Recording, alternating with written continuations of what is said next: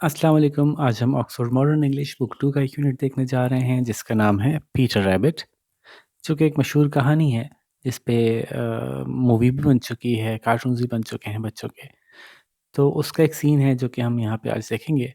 MSCS learning facilitation centre की तरफ से मैं हूँ फ़र्रुख, और कोशिश करेंगे कि ना सिर्फ आज आपको ये लेसन अच्छी तरह से समझ में आ जाए, बल्कि इसके क्वेश्चन आंसर्स भी आप खुद से अटेम्प्ट कर सकें। ठीक है जी, तो शुरू करते हैं। Once upon a time there were 4 little rabbits. एक दफ़ा का जिक्र है कि 4 छोटे खरगोश हुआ करते थे।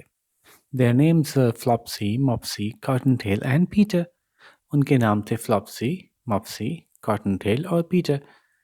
They lived with their mother in a sandbank underneath the root of a very big fir tree. अच्छा, पहले समझ लें कि सैंड बैंक क्या होता है। सैंड बैंक जो होता है वो एक छोटी सी टीला सा होता है जो मिट्टी जमा होने की वजह से बन जाता है। ठीक है, मिट्टी का ढेर जो जमा होता जाए वक्त के साथ साथ ऐसा ऐसा वो थोड़ा सा मजबूत हो जाता है। तो ये बाज़ औक़ात दरिया में भी बनता है, दरिया के किनारे भी बनता है। बाज़ औक़ात कहीं से दरिया पहले गुज़रता होता है, वहाँ पे सैंड बैंक बन जाता है, दरिया अपने साथ साथ मिट्टी लाता है ना बहते बहते, और फिर बाज़ औक़ात वहाँ से दरिया गुज़रना बंद हो जाता है लेकिन सैंड बैंक वहीं रह जाता है। तो आसान अल्फाज में सैंड बैंक जो है वो मिट्टी का एक टीला है।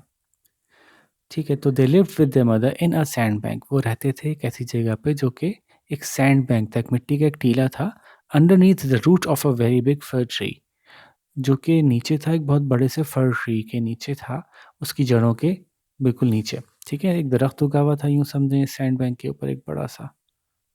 ठीक है, और उस दरख्त की जड़ों के नीचे इन्होंने अपना घर यहाँ बनाया हुआ था, जहाँ घुसने का कोई रास्ता होगा। ठीक है जी, तो अब बात समझ में आएगी आपको कि they lived with their mother, वो अपनी अम्मी के साथ रहते थे, इन अ सैंड बैंक, एक मिट्टी के टीले में, underneath the root of a very big fir tree, जो कि एक बहुत बड़े फर ट्री की जड़ों के नीचे था। नाउ माय डियर्स, अच्छा प्यारे बच्चों, said Mrs Rabbit one morning, Mrs Rabbit ने एक सुबह कहा, I am going to buy some bread, मुझे कुछ डबल रोटी ख़रीदनी है। You may go into the fields और down the lane, but don't go into Mr McGregor's garden.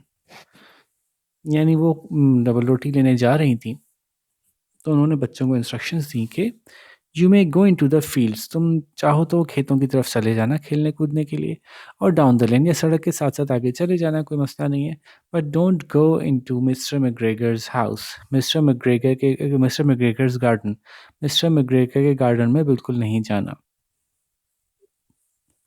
फ्लॉप्सी Mopsy and Cottontail were good little bunnies.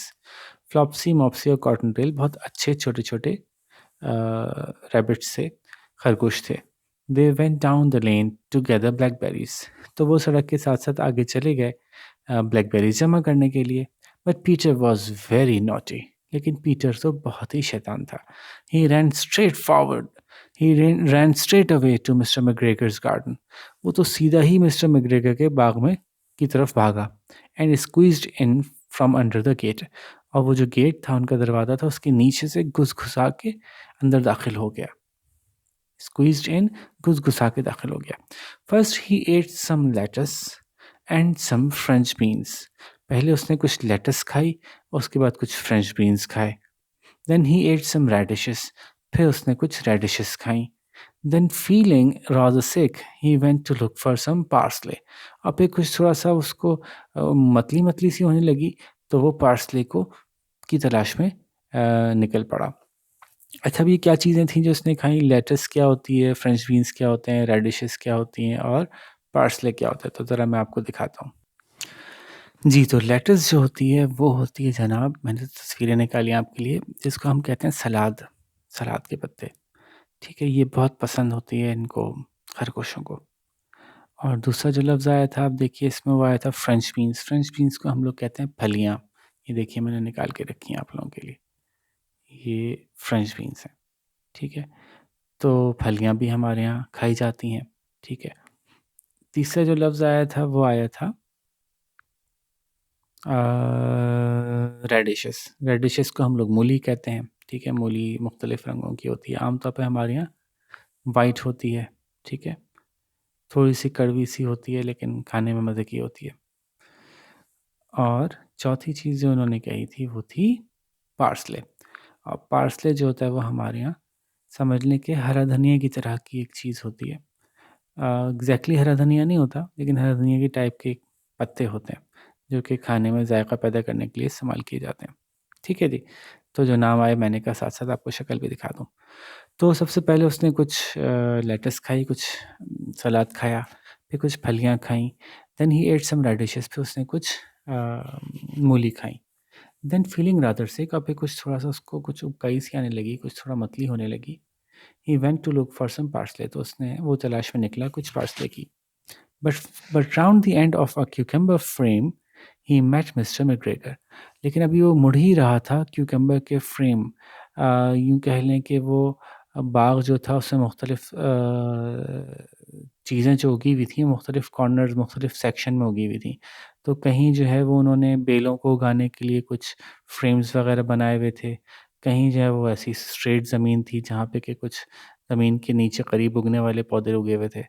तो वो एक जगह से मुड़ा जहाँ क्यूकम्बर यानी खीरे के लिए एक फ्रेम बना हुआ था खीरे उगाने के लिए, उसके पास से वो मुड़ा ही था by, but round the end of a cucumber frame का एक फ्रेम था, उसके पास से वो घूम ही रहा था कि उसकी मुलाकात मिस्टर मैकग्रेगर से हो गई। ठीक है जी।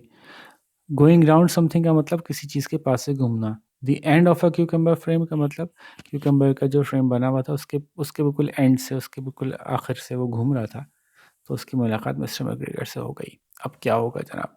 Mister McGregor was on his hands and knees planting cabbages. उस वक्त मिस्टर मैकग्रेगर अपने घुटनों और अपने हाथों के बल बिल्कुल नीचे झुके हुए थे और वो क्या कर रहे थे?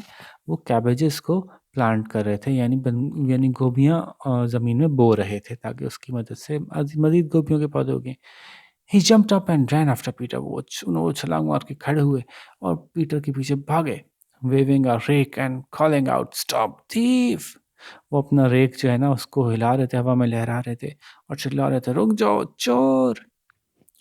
अच्छा, तो रेक जो होता है वो एक तरह का फावड़ा सा होता है, इसके आगे बहुत सारी नोकें निकली होती हैं।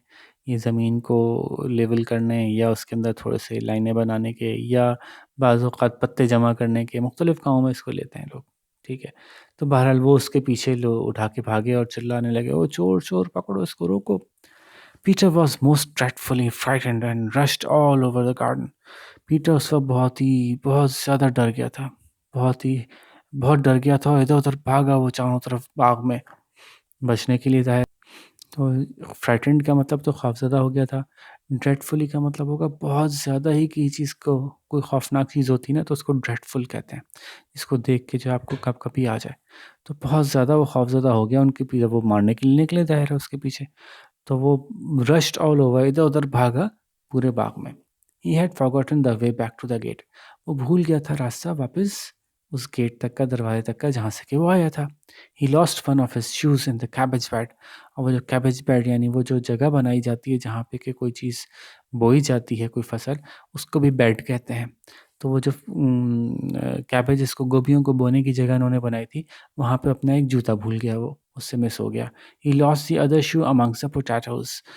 और जो दूसरा जूता था उसका पोटैटोज़ के दरमियान जाके खो गया। यानी वो मुख्तलिफ़ फसलों में से छलांगे मारता हुआ जा रहा था ना, तो कभी कैबेजेस में एक जूता गायब हुआ, तो पोटैटोज़ में जाके दूसरा वो जूता गायब हो गया। बड़ी मुश्किल से जान बचा के इधर से उधर भाग रहा था वो। After losing them he ran on 4 legs and went faster.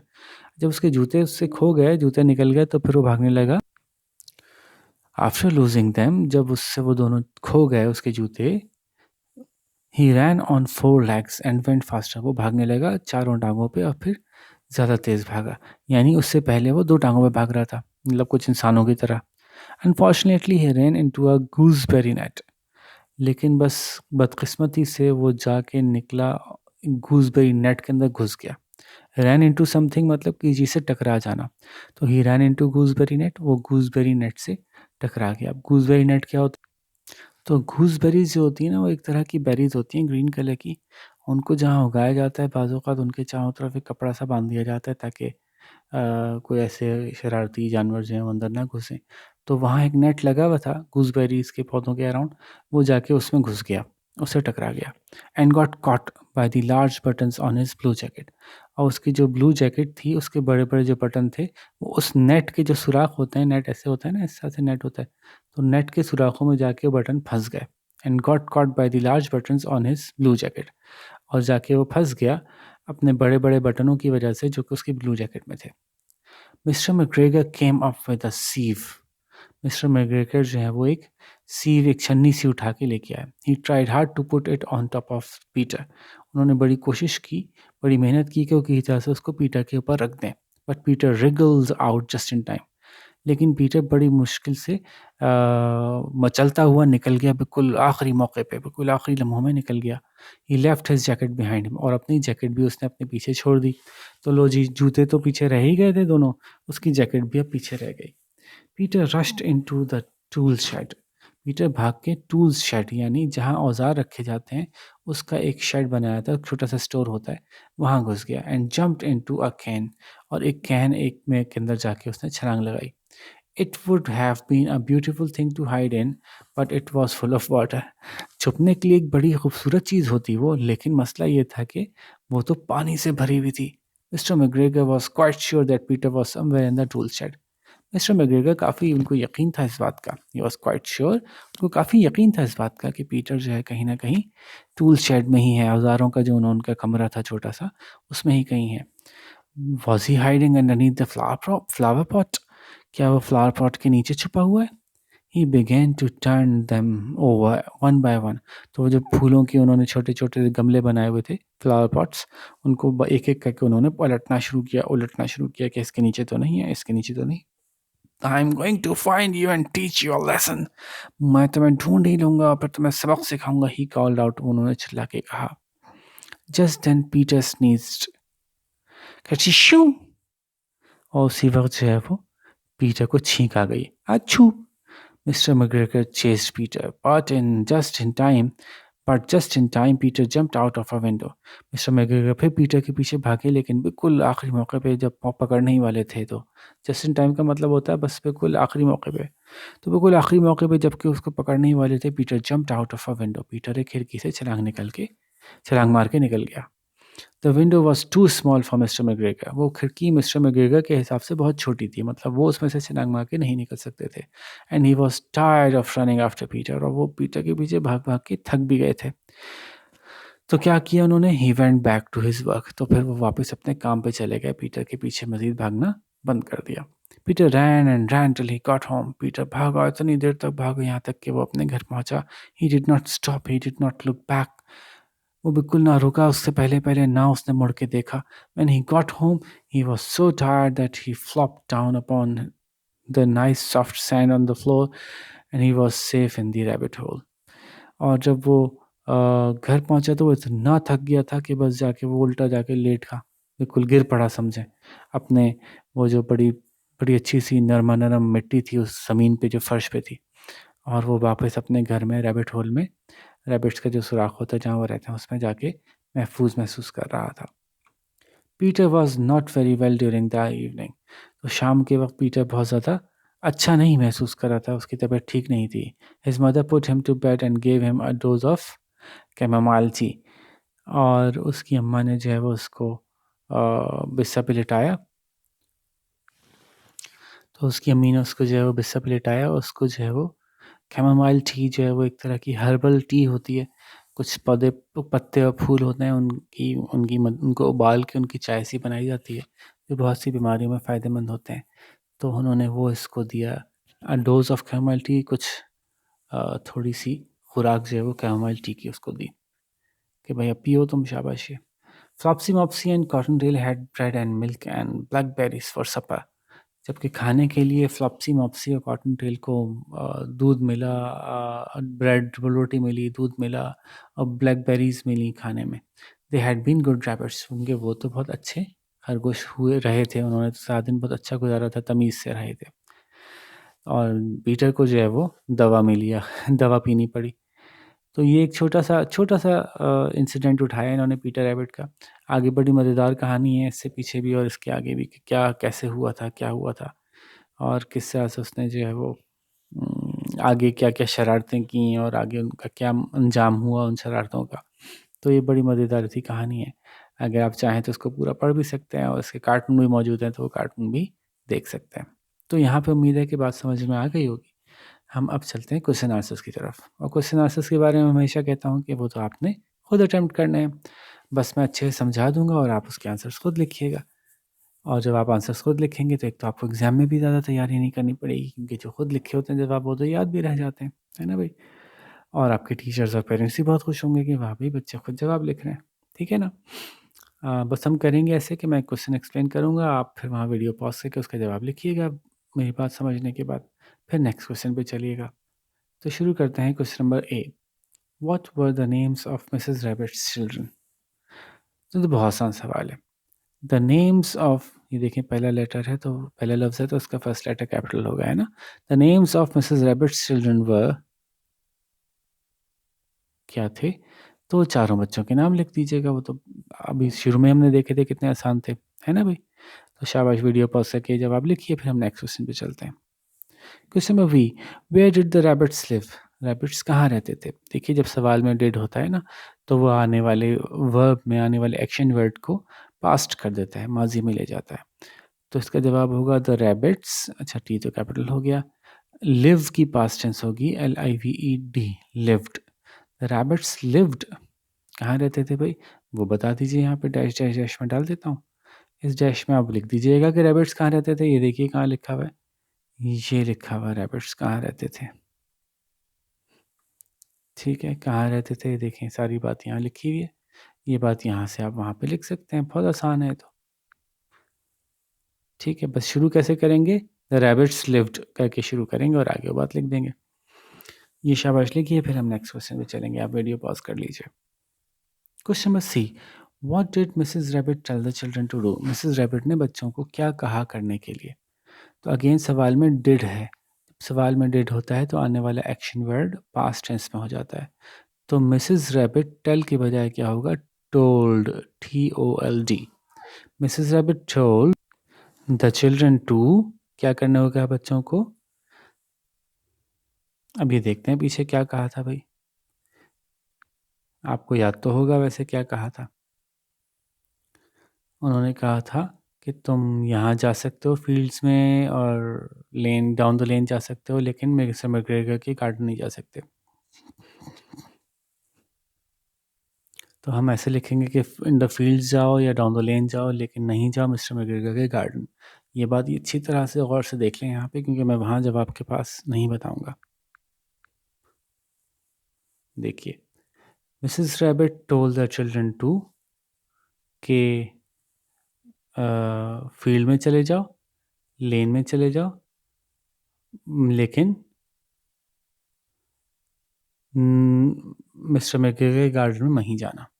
ठीक है, तो ये बात पीछे हम पढ़ चुके हैं, कैसे लिखी गई थी पीछे वो भी हम देख चुके हैं। अब इसको आपने यहाँ पे दोबारा लिखना है। तो मिसेस रैबिट ने कहा बच्चों से कि फील्ड्स में, खेतों में चल जा सकते हो, सड़क पे जा सकते हो, जो लेन थी वहाँ जा सकते हो, लेकिन मिस्टर मैकग्रेगर के गार्डन में नहीं जा सकते। ठीक है जी, आप शाबाशी कंप्लीट कीजिए, फिर हम अगले क्वेश्चन पे चलते हैं।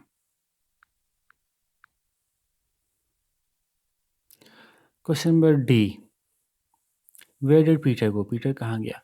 तो ये तो बहुत आसान है, पीटर वेंट टू। अच्छा, अगेन सवाल में डिड है तो गो को पास्ट टेंस में लेके जाएंगे, गो की पास्ट टेंस होती है वेंट। पीटर वेंट टू, कहाँ गया था पीटर? वो उन साहब के गार्डन में गया था। उनका क्या नाम था वो तो पता ही होगा आपको, है ना भाई? तो ये तो बहुत आसान सवाल है, इसका जवाब लिखिए शाबाश। वीडियो पॉज करके फिर हम आगे चलते हैं। Question number E, what did Peter get stuck in? Peter कहाँ फंस गया था? तो सवाल में डिड है तो हम एक्शन वर्ड को चेंज करते हैं, गेट से हो जाएगा ये गॉट। गेट की पास्ट टेंस होती है गॉट। ठीक है, और ज़रा साफ साफ लिख लेते हैं, GOT। Peter got stuck in, Peter जाके फंस गया था कहाँ पे? वो कोई नेट थी ना, याद है कौन सी नेट में फंसा था? ज़रा देखें, याद करें शाबाश, और फिर उसको यहाँ पे लिख लीजिए कि यहाँ पे जाके फंस गया था। इतना आसान जवाब है। Peter got stuck in dash dash dash, वो कौन सी नेट थी देख लीजिए। ठीक है, इसका जवाब लिखिए पॉज करके, फिर हम आगे चलते हैं। Question number F, what was wrong with Peter's hiding place? Peter के जो जहाँ पे जाके छुप गया था, वो आपको पता है ना, वो एक वो कैन में जाके छुपा था, उस कैन में छुपने में क्या मसला था? तो जवाब इसका ऐसे लिखेंगे कि what was wrong with Peter's hiding place was that,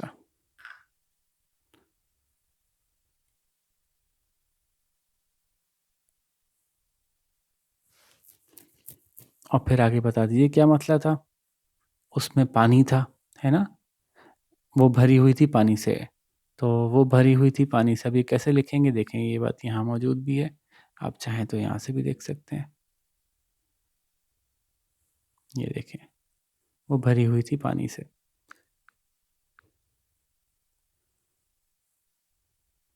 वैसे तो मुझे लगता है कि इसका जवाब शुरू से अगर हम दें तो हमें शुरू से अपना जवाब खुद बनाना चाहिए कि the problem with Peter's hiding place was that, ऐसे करके बनाना चाहिए, फिर ज़्यादा मज़ा आएगा जवाब देने में, है ना।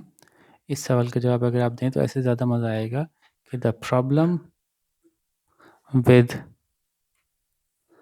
Peters hiding place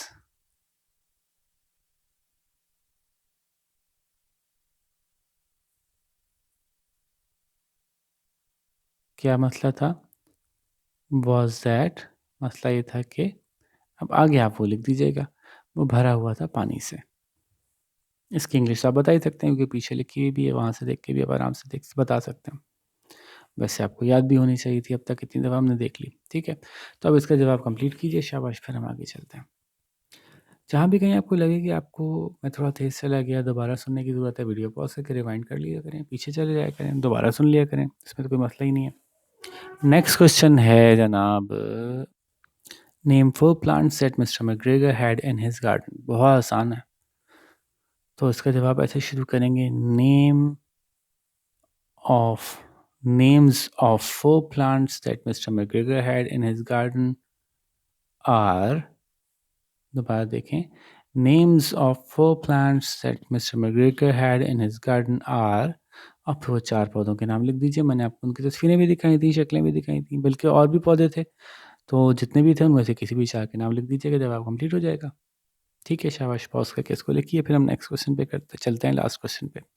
how did Peter escape from the garden? Peter garden से कैसे भागा था? सवाल में डिड है, तो जवाब में जो एक्शन वर्ड है वो पास्ट में चला जाएगा, तो ये होगा escaped. Peter escaped from the garden by, कैसे निकला था? छलांग लगाई थी उसने एक छोटी सी खिड़की में से। ठीक है, छलांग लगाने को जंपिंग कहते हैं, ठीक है, बाहर को आउट कहते हैं, और छोटी को स्मॉल कहते हैं, खिड़की को विंडो कहते हैं। अब इन अल्फाज को मिला लें और देखें आप इसको कैसे कंप्लीट करते हैं। Peter escaped from the garden by, Peter भाग सका था उस बाग में से किस तरह से कि उसने छलांग लगाई थी एक छोटी सी खिड़की से बाहर। ठीक है, तो अब ये आप पूरा कर लीजिए, देखें सारे ही सवाल कितने आसान थे और आपने कितनी आराम से कर लिए होंगे, है ना। तो अब आपको अच्छा भी लग रहा होगा, कॉन्फिडेंस फील हो रहा होगा कि हाँ भाई ये तो हम खुद ही कर सकते थे, इसमें क्या मसला था। ठीक है जी, तो लेट्स सी अब आप में से कौन ज़्यादा अच्छे जवाब बनाता है। इसके साथ ही आपसे ज़्यादा चाहेंगे अपना बहुत सारा ख्याल रखिएगा और फिर किसी और अच्छे लेसन के साथ आपसे मुलाकात करते हैं। अल्लाह हाफ़िज़।